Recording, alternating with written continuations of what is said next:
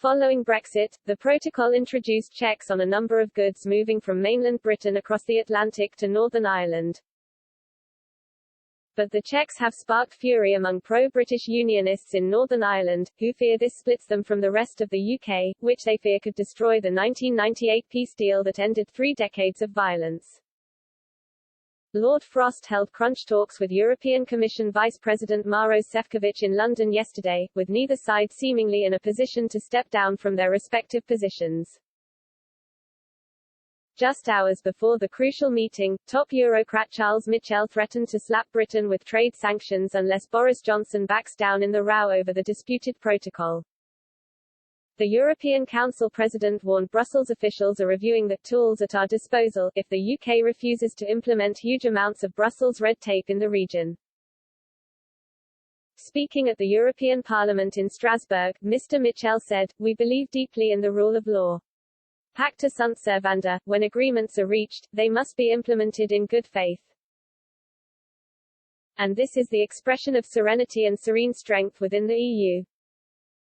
We wish to be a loyal partner, we want a fruitful and cooperative partnership with the UK. That's always been the spirit of the negotiations around the table, where we were able to showcase our unity.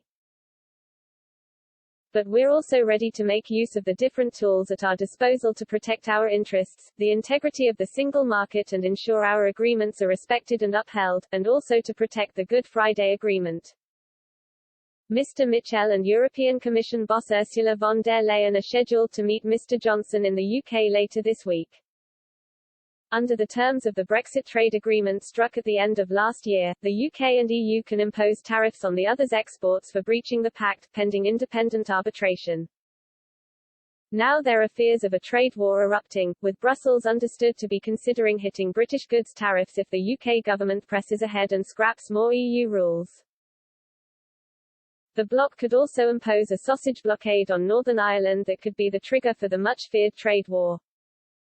Tensions intensified once again on Tuesday when Mr. Johnson held a phone call with Mrs. von der Leyen hours before yesterday's crunch meeting between Lord Frost and Mr. Šefčovič.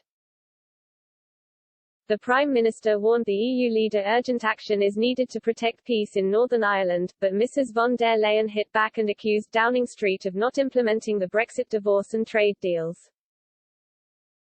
The European Commission President tweeted, "I expressed my deep concern on EU-UK TCA and WA implementation.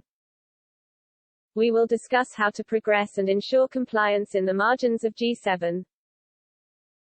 A Downing Street spokesman said, the Prime Minister and the President also spoke about the issues with the Northern Ireland Protocol.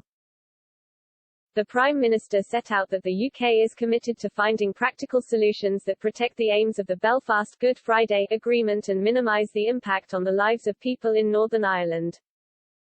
He underlined the need for quick progress.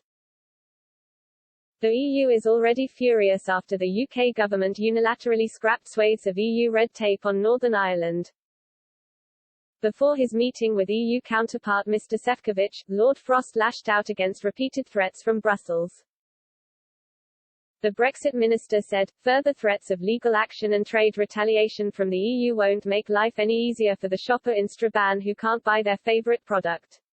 Nor will it benefit the small business in Ballymena struggling to source produce from their supplier in Birmingham. What is needed is pragmatism and common-sense solutions to resolve the issues as they are before us. This work is important, and it is ever more urgent. It is only by making substantial progress across the whole range of difficulties that we can show people in Northern Ireland that the protocol can work in a pragmatic, proportionate and sustainable way, as was always intended."